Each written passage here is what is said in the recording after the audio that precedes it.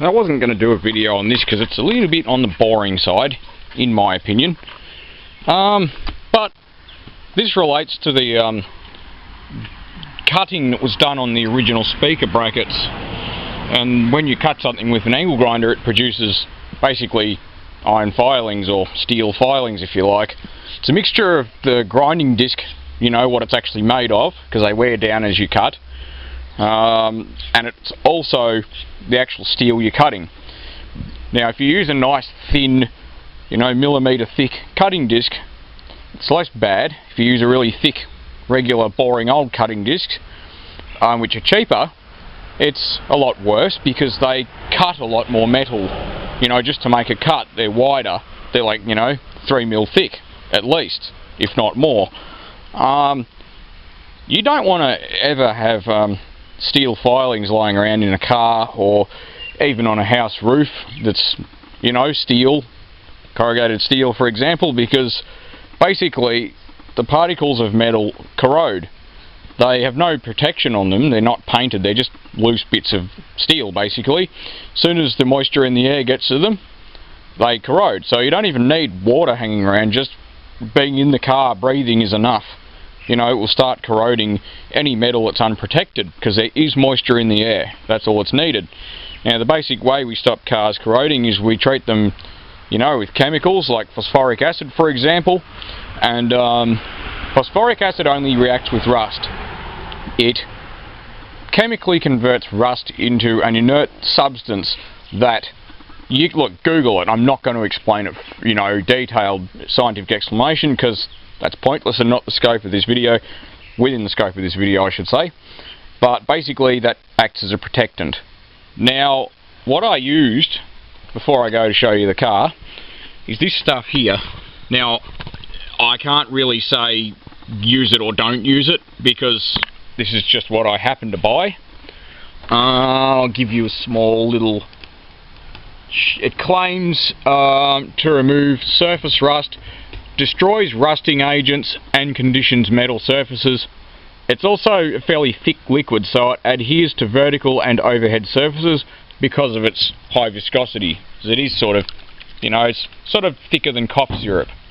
I can't recommend this product or bag it because it's just what I bought and what I used.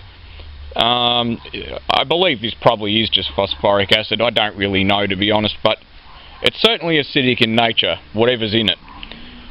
Follow the directions on the bottle. You know, whatever it says to do, you need to do it, because, you know, the people that designed the product knew what they were doing, right? Theoretically. So anyway, the first step is to remove any iron filings, if you like, or steel filings, and clean everything, clean.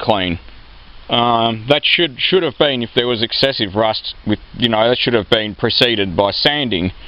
There wasn't, so I didn't. I just gave it a bit of a clean. Now, it certainly has done something to the rust. It just had surface rust, so I don't know if you guys remember, but right there it had surface rust. Now, I've done exactly what it said, which, given that these pieces of metal are welded together and it forms, you know, a flange if you like, well, I guess it's more or less, it says to wash it with water and then blow it out with compressed air. Now, I will give this just a wipe down because it's dusty from the compressor. This is at a full clean, so it's nice and clean now. I'm not going to bother painting all this. It doesn't need to. I mean, it just doesn't need it. There's, you know, I mean, maybe that bit there where it's been ground through, but it just is fine. It doesn't need lots of painting. And this is going to be covered up. You're not even going to see it. So it's not, if it's not going to corrode, I don't give a damn. But basically what I'm using to put on top of it is just epoxy-based kill rust gloss enamel, basically. This, you know, this is a 3-step product, you know, blah blah blah. You don't need primer, which is good, but, you know, it recommends you to use this kind of a thing if there's lots of rust and all that sort of stuff. So follow the tin. I mean, don't just start doing shit. I mean, learn before you do things, because you'll get a better result. I know everybody likes to tear into things and not really read anything, but real men and women should read instructions. real men read instructions, everyone, because real men want to get a good result. Let's face it, you don't want to do a job and then find that you missed out a step which was vital, and then you've got to do it again or be unhappy with it. So I'm not going to make this lots of talking. I'm just going to basically paint it both sides and show you guys the result. The paint is a little on the smelly side. I don't mind the smell, but yeah, it'll ease off. But I'm just basically going to paint this area here on both sides. Nothing really else needs painting. Or nothing else really needs painting, I should say. I mean, it's all pretty good anyway. Well, probably one of the most useful sayings in the automotive repair industry is a job worth doing is worth overdoing. And I got carried away. As you can see, I've painted the whole damn parcel shelf black. And there's no real point to doing this except, well, it is nice epoxy paint anyway. Obviously I've clearly gotten paint deep down in there, between the panels even. I know for a fact it would have gone down there because there's always actually a small gap where between the spot welds between the two sheets of metal, so I've filled all of that up with paint. It can never corrode. This is all just paranoia really. I mean, you could have put it back together after wiping it down and it would have been fine, but this is the other side. Like I said, I've clearly gone overboard. I don't know if I missed any spots or anything, but probably not too many. But anyway, I don't care that it's you know, not a perfect paint job or anything, but it's I just brush painted it. Yeah, it's a little word of warning. If you're going to paint anything in a car or whatever, obviously the outside's going to be spray painted, but if it's a bit you're never going to see, just use a brush, because you'd be surprised what you can do with a brush. It'll get into nooks and crannies anyway, and also you won't get overspray on everything, because with spray paint you'll just get overspray on absolutely every single surface inside the car, including the windows, all the interior. But at least it is sealed, because the thing was, this parcel shelf, I just threw tools on it like files and, you know, just crap tools and screwdrivers and all that, and it scratched the, you know, the sheet metal. Now there's a couple of spots where I can see it's not quite covered, but this is one pretty heavy coat of paint. It's probably going to smell like epoxy based paint for a very long time, but do try and avoid getting paint all over the seat belt. I've clearly succeeded because I can't see paint on it. But at least it's sealed and it can't rust out. It wouldn't have anyway, but, well, you know, these are old cars. If you really care about old cars, you might as well make sure it's all sealed. The inside of the boot's a good one to do too. You know, strip it right out, all the soft stuff and all that, and all the plastic, and, you know, scrub the living daylights out of your boot. You could use a pressure cleaner, but yeah, there's probably not much point, because, you know, it's not going to remove anything that's... It won't remove things a brush will, so just, yeah, a big thick scrubbing brush, pull all the bungs out of your boot, maybe even raise the front of the car and put it on jack stands like this one is. It'll sort of slope away from the car's interior. Once you've got your boot really, really clean, then you can sand any loose rust or flaky paint, hit it with your deoxidizer or phosphoric acid or whatever your de-rusting liquid of choice is. Maybe the boot's a good one to actually spray paint. You'll have to mask off your back window and all that shit, but yeah, be a lot of work with a paintbrush to do the inside of a boot. I mean, this as it was probably took about half an hour to paint properly, you know, a pretty reasonable job. It does look nice, I'll admit that much. Nice and black. This is just a rough paint job because it is only just, you know, a parcel shelf you're never going to see, but it's this hidden shit that's going to kill these cars.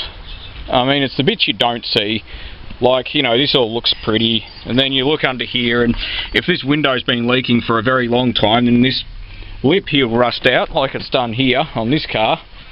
And whilst this is one of those definitely fixable, you shouldn't really have to. I mean, you know, this rust probably started because the rubber seal on this window settled a bit, and this wasn't very tight, so I'm guessing that the seal on this window is compressed, and it's actually, because I'll show you what it is if anyone's interested.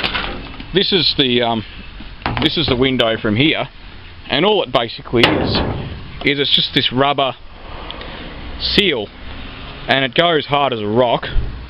I presume this has been like a foam seal, but it goes hard, it shrinks away, and you can see why it leaks, and this is that one there. But I think this is, because it's been loose a little bit, it's kind of rubbed through the paint on the edge, and that's going to be why it's corroded away. Moisture gets in, and you know, these are pretty hard to sort of eliminate every possibility of rust. But it's important to know how cars are actually constructed, because when they build cars, you'll notice all these rubber plugs, like in the doors for example. Although these are also to clean the doors out, although I'm just leaving them out, I'm not even going to put them back in. They look fine without the plugs, and well, it's a very convenient way to give that a hose out every time you give your car a wash. But they dip the whole body, you know, in tanks full of chemicals and things, and that's why they weld the body together, blah blah blah, and then they you know, they'll hit it with a cleaning agent to get rid of every skerrick of silicon and, you know, that might be there, grease, dirt, oil, and then it will go through a rinse, and then it'll go, you can probably Google it online. I mean, there's going to be information out there, but phosphoric acid, I'm pretty sure, is one of the things these bodies go through. That eliminates any possibility of rust. I mean, there's a really elaborate process everything goes through.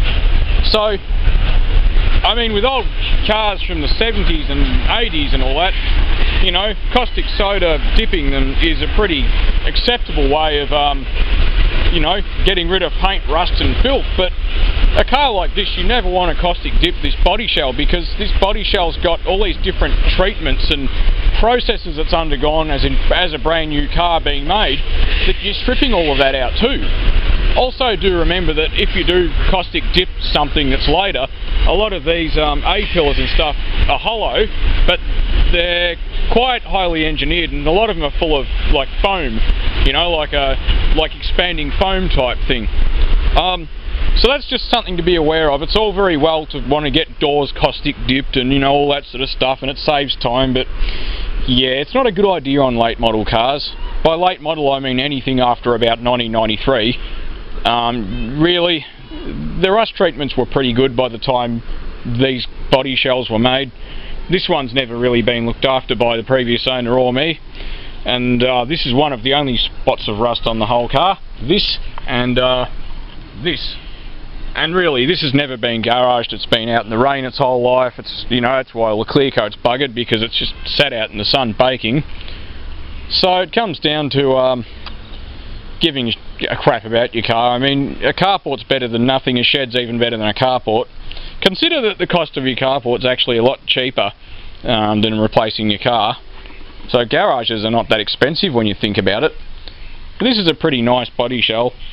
The interior's still shit, but yeah, this carpet's dirty as crap, but it's ruined. It's also ripped. It's the only bit of the carpet that is ruined. One day I might buy some new carpet. I'll see how I feel.